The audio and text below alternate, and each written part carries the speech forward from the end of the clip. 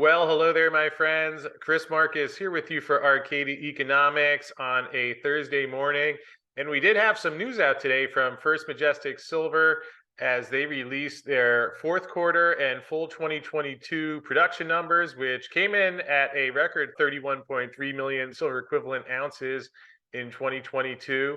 They also shared guidance going forward in 2023. And let's take a look through what we have here. In the fourth quarter, First Majestic had 7.6 million silver equivalent ounces, and the breakdown of that, 2.4 million silver ounces, 63,039 gold ounces. Total production for the full year of 31.3 million silver equivalent, consisting of 10.5 million silver ounces and 248,394 gold ounces, which is an increase of 16% compared to 2021. And going forward in 2023, they're expecting an increase in production to a record of between 33.2 to 37.1 million silver equivalent ounces. Breakdown there, 10 to 11.1 million ounces of silver, and a range of 277,000 to 310,000 ounces of gold, with an all-in sustaining cost expected between $18.47 and $19.72 per silver equivalent ounce. And based on the midpoint of that guidance range, that would be a 12% increase compared to 2022. In terms of the fourth quarter highlights, they came in at 7.6 million silver equivalent ounces, which was a decrease of 14% compared to the 8.8 million in the previous quarter, primarily due to lower production at San Dimas and Santa Elena, offset by higher gold production at Jerritt Canyon and higher silver production at La Encantada. At Santa Elena, the Ermitaño mine helped produce 2.3 million silver equivalent ounces, which was below the 2.7 million ounces in the prior quarter. Although in 2023, they're looking at 7.8 to 8.7 million silver equivalent ounces as they transition to full production from Ermitaño as exploration continues at the recently discovered Silvana vein. The production ramp up at Jerritt Canyon was slowed slightly by cold weather in December, which limited haulage and deliveries to the plant. Although with the ramp up they're planning for 2023 at Smith Zone 10 and the restart of the Saval 2 mine, gold production at Jerritt, they're looking at 119,000 to 133 ounces in 2023, representing a midpoint increase of 74% compared to what they came back with in 2022. Santa Elena, they completed the dual circuit processing plant, which includes the new 3,000 ton per day filter press designed to improve the leaching performance and reduce operating costs.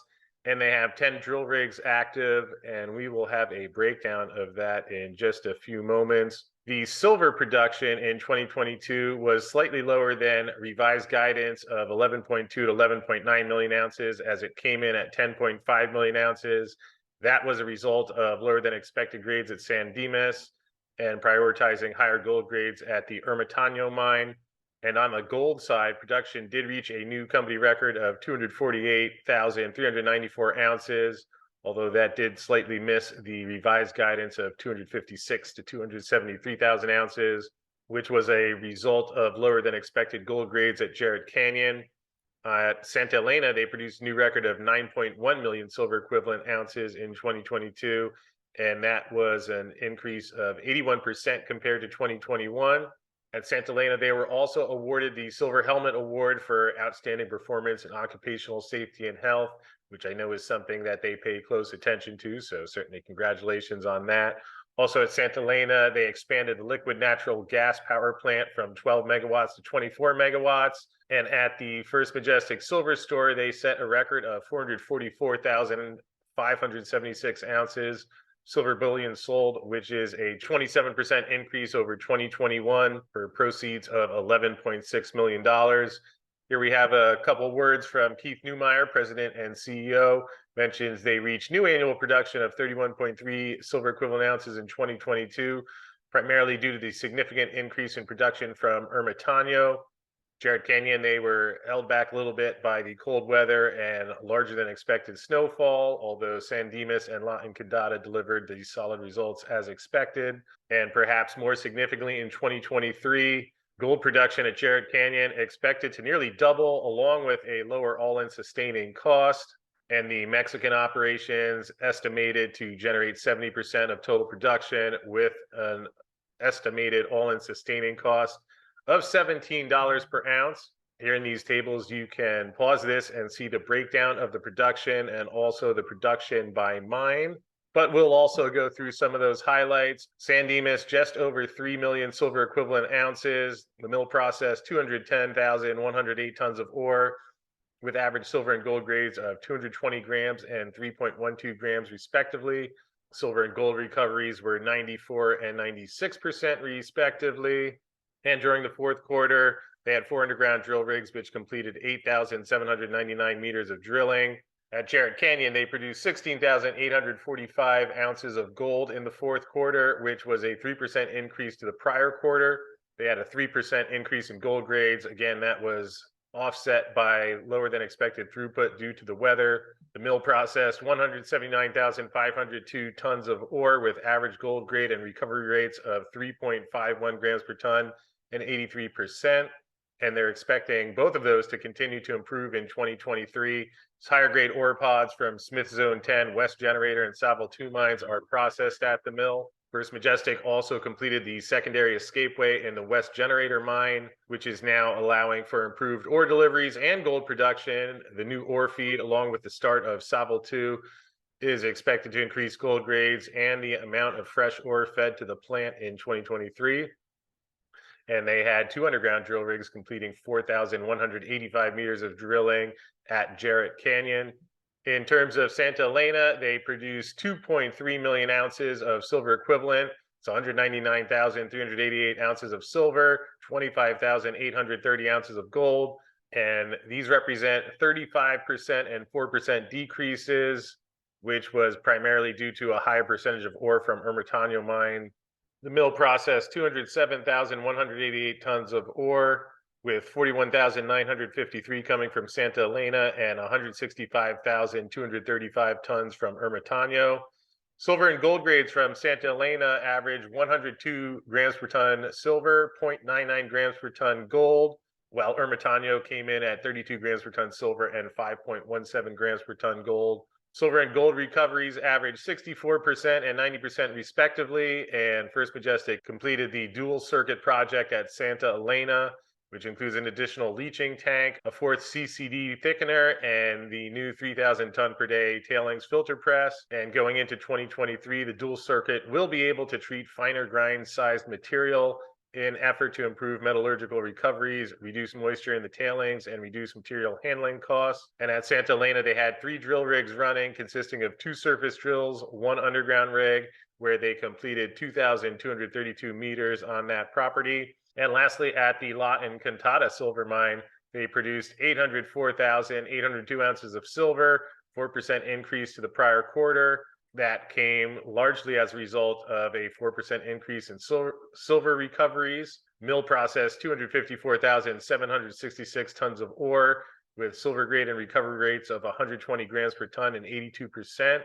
And during the quarter, they had 1 underground rig complete 870 meters of drilling on that property. And in terms of the 2023 production guidance, they are looking at a record of between 33.2 to 37.1 million silver equivalent ounces.